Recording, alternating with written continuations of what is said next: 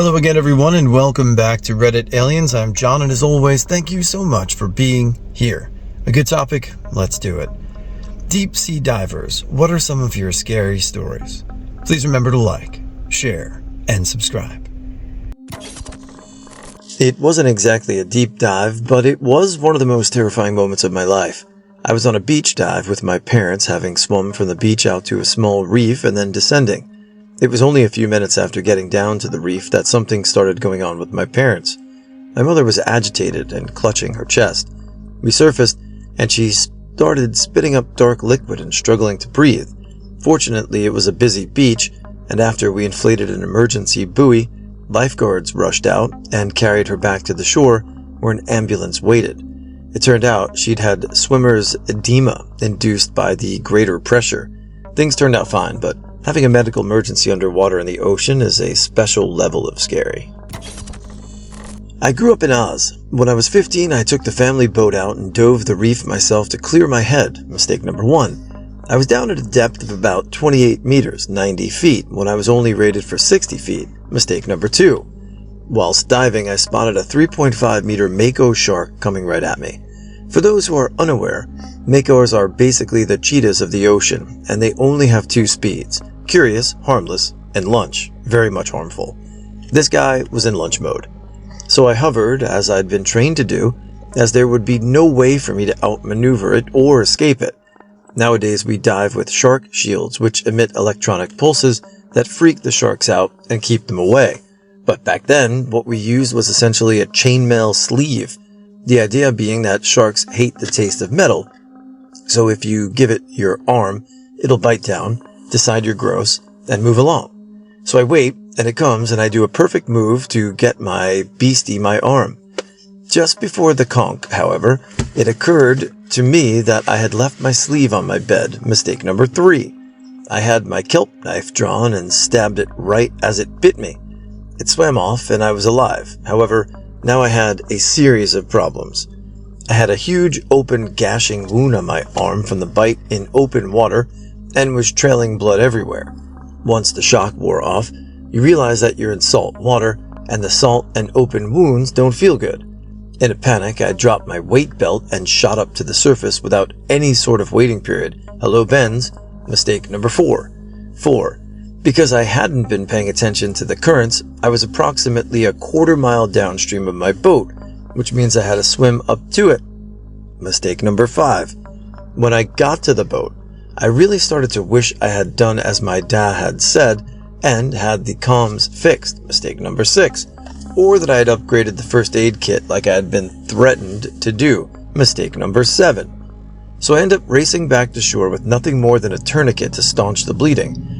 Long story short, my series of unfortunate self-inflicted events earned me 172 stitches, boatloads of physical therapy because the shark had actually bitten down on my tricep and detached it, and easily identifiable scars on one of my arms for the rest of my life. Oh, and I lost my deceased grandfather's favorite kelp knife that he had left me.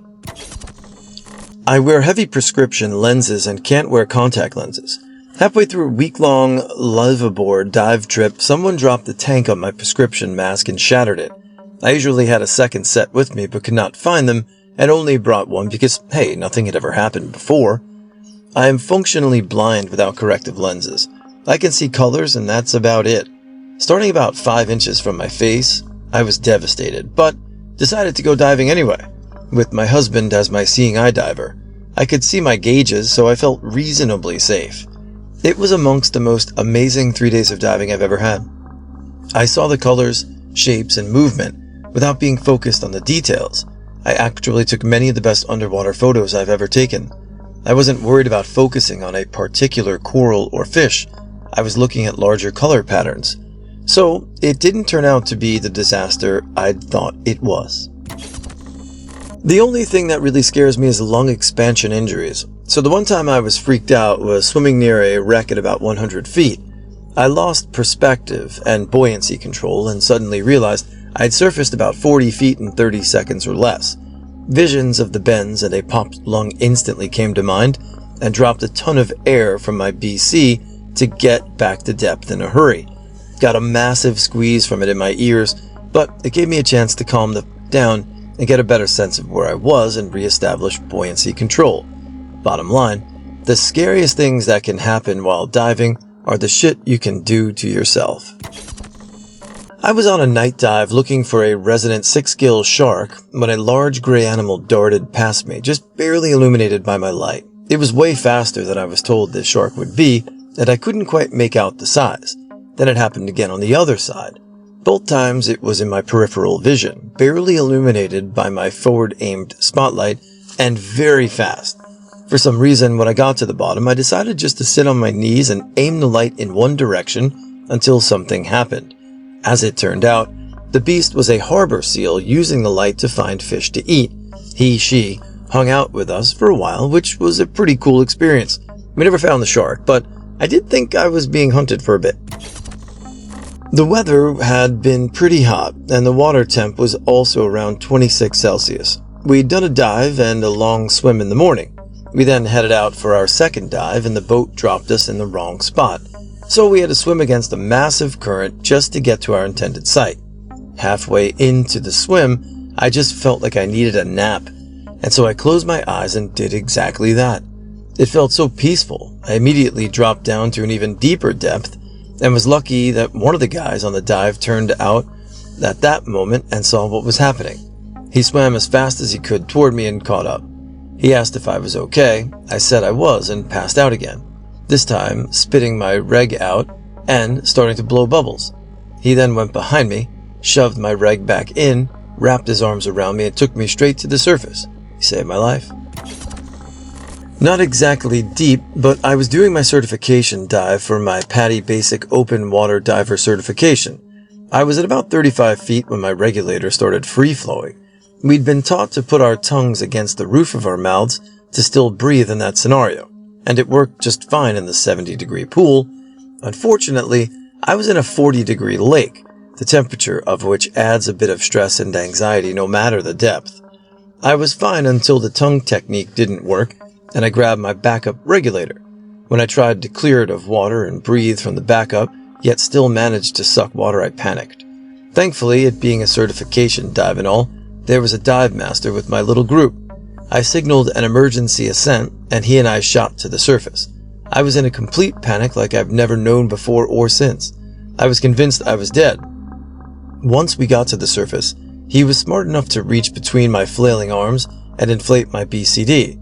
After a few seconds, he was able to calm me down, but I was unable to complete the dive. Every time my face went under the surface, I started having a panic attack. Eventually, I pushed through. Before it was said and done, I got my advanced certification, which involved a dive to 110 feet and a number of other challenges. Unfortunately, after that accident, diving gave me pretty bad anxiety and got to the point where pushing through was no longer worth it. It's been a long time since then, and I'm not sure how I'd react now. Maybe after all this time, I'd enjoy it again. I mean, diving with scuba, you're in an environment that will kill you relatively quickly, so the anxiety's already there. It's like making a movie about submarines. You have that instant and constant tension because it can all be over with one little mistake. So yeah, all these stories are great. So thank you guys for sharing, and I'm glad at least the people writing the stories got out okay. My family got certified while I was in high school. Our last dive was in open water. We decided we would do it on vacation. All other dives were in the States in a pool. Wreck dive about 200 yards offshore. Not sure why, but Mom's tank went empty way faster than everyone else's while we were out at sea. She didn't realize it until it was at about 5%. We surfaced and started swimming back, but she panicked. She was an experienced swimmer and snorkeler, but she couldn't handle it with the other scuba gear. We whistled for help, and the locals thought we were just being tools, didn't realize she was struggling. We kept her up and got her back. Finally, about 50 yards out, they realized we were towing in a diver in distress. Everything turned out okay. I haven't been scuba diving since. My mother went on to become a dive master. Sorry, not really a deep sea dive. Diving at Gordon Rocks in the Galapagos. We had hoped to see hammerhead sharks that frequent the area. This is a pinnacle surrounded by deep water and strong currents. Our guide had us hold on to the rocks and wait to see who came by. While we were waiting, A group of 10 reef sharks were circling above us, while 2 larger moray eels were popping their heads out of a few feet away, opening their mouths, letting us know they mean business. Needless to say, I was a bit nervous and burning through my air at a rapid rate. Suddenly, a group of a dozen hammerhead sharks came into view. We had not really discussed what we would do. The guide mentioned for us to follow, and the next thing I know, we were swimming with the school of sharks. This only lasted a few minutes before they broke away from the group. We began to move into our safety stop zone, where currents were pushing us into different directions, when I suddenly ran out of air. You don't get much warning when suddenly there is nothing left. So here I am, 15 feet or so underwater, unable to reach my partner's secondary air, being forced to surface when I should still be chilling. At least the second time I ran out of air was user error on my wife's part, anniversary dive, and I was able to get the secondary air and get back to the surface safely. Oh, and then there was the time diving Bloody Bay Wall in the Caymans, where there's a 5,000-foot drop, and my partner was narked out and kept going deeper, nearly exceeding the recreational limit of 120 feet or so. If I had not grabbed her, she might still slowly be falling into the abyss. Diving's super fun. Not deep sea, only around 40 feet in the lake behind a dam in Michigan. My dive buddy and I bought some equipment from a sergeant on the Air Force Base, and we were testing it out. My first clue should have been the fact that this sergeant's dive buddy was his wife, and neither one had an octopus on their rig. Their tank had a type of valve called a J-valve. The way it works is that it works normally until there's about 500 psi in the tank, then shuts off your air. You then push a rod on the back of the tank to reopen it and start your ascent. We descended to the bottom, and my buddy headed off. Our dive plan was to follow the edge of a weed bed to a big stump that always had a bunch of fish chilling under it during the day. And then my regulator stopped giving me air. I had breathed all the way out, every single molecule gone from my lungs. Went to breathe in, nothing. Tried again, no air. I remember the J-valve and pushed the rod. I felt it chunk into place. Tried to breathe again, nothing. I had panicked once before in my life, as a child, and I felt the exact same sensations rising again. It was like there was a small animal in my brain clawing to get out. I had enough presence of mind to pray, "Please, Lord, help me stay calm and get out of this." A sense of calm immediately washed over me.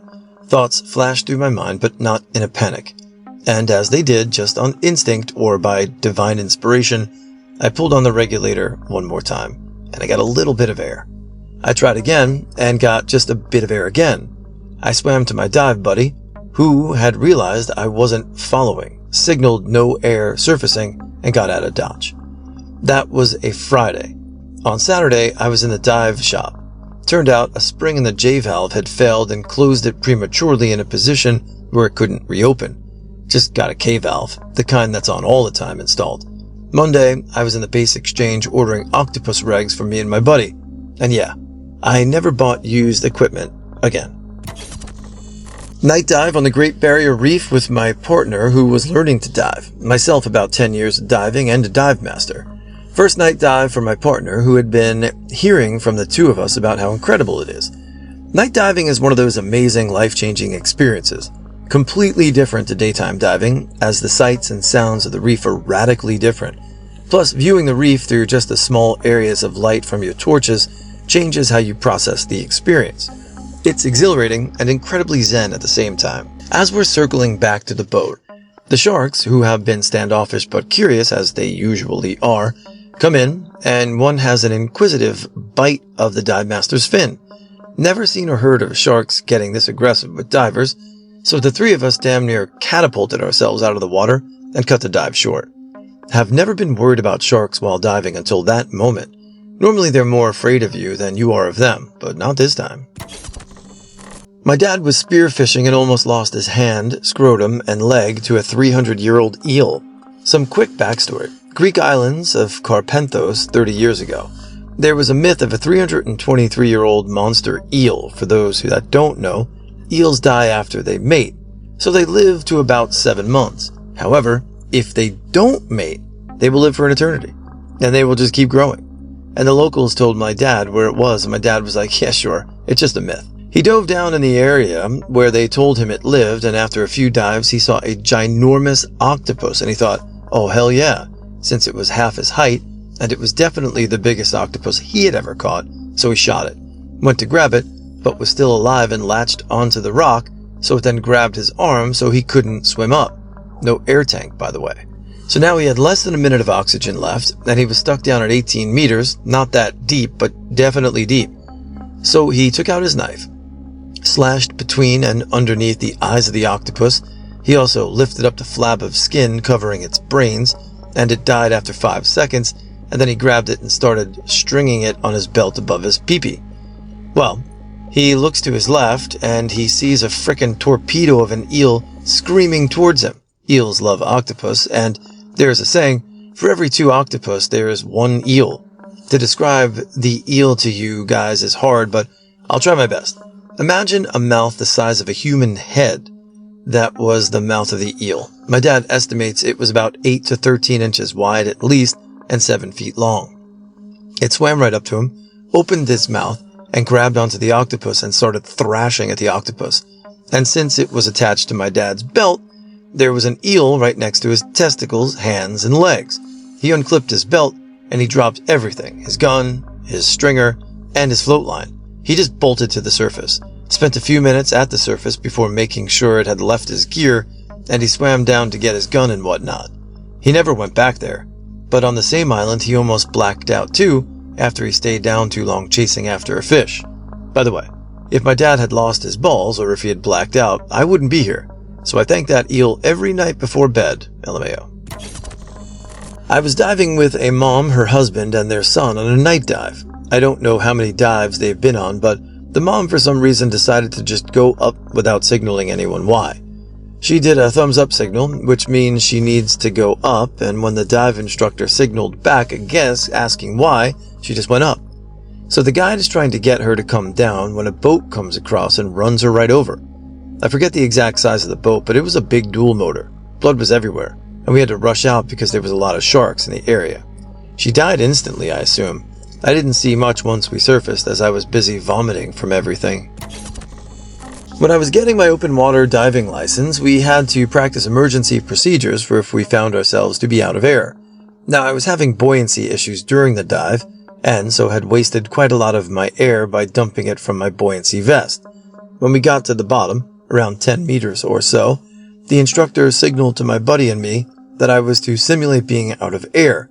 So there are a few hand signals you're supposed to do, like slicing your throat with your finger, etc. So after grabbing the instructor's shoulder and having their alternate air supply in my mouth, we do the necessary hand signals and do the simulated slow and controlled emergency ascent, stopping halfway to avoid the bends. Although at that depth I'm pretty sure that step wasn't necessary.